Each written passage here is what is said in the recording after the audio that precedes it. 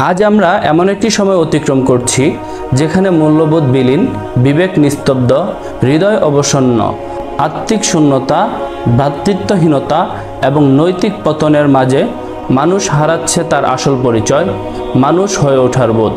বিশ্বব্যাপী নিপীড়িত মানবতা আজ আর্তনাদ করছে। কাশ্মীর থেকে গাজা, কাবুল থেকে খার্তুম পর্যন্ত মুসলিমরা আজ গড়হীন, দেশহীন ও কণ্ঠহীন।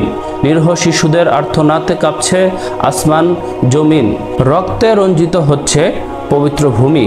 আর বিশ্বের তথাকথিত মুসলিম রাষ্ট্রগুলো নির্বিকার দর্শকের ভূমিকায়। সবচেয়ে ভয়াবহ হলো যে আমরা অভ্যস্ত হয়ে পড়েছি এই অমানবিকতায়। এই সময়ে প্রয়োজন একজন প্রকৃত পথপ্রদর্শক, একজন আল্লাহর বন্ধু যার সান্নিধ্যে আত্মা জাগে, অন্তর আলো পায়। সেই পথ প্রদর্শকই হলেন এই বাংলার মাটি ও মানুষের জন্য মহানিয়ামত, জাকের পার্টির সুমহান প্রতিষ্ঠাতা বিশ্ব ওলি শাহ সুফি হজরত খাজা ফরিদপুর রহমতুল্লাহ আলাই। তিনি শুধু একজন আধ্যাত্মিক সাধক ছিলেন না, তিনি ছিলেন আল্লাহর রহমতের বাস্তব অনুবাদ।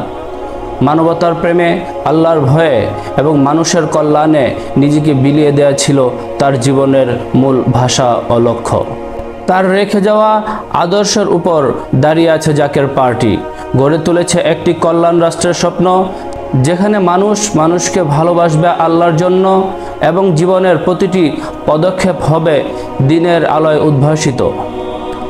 সেই মহাওলির হিজরি মোতাবেক ৭ই সফর, পবিত্র ওফাত এবং তিনার জীবন, ত্যাগ, শিক্ষা ও আত্মিক আহ্বানকে স্মরণ করে ১ আগস্ট ২০২৫ শুক্রবার বাদ মাগরিব বিশ্ব জাকের মঞ্জিল ২২ রশিদে অনুষ্ঠিত হচ্ছে বিশ্ব ইসলামী সম্মেলন। আসুন নৈতিকতা ও মানবতার পথে এক নতুন সূচনা করি।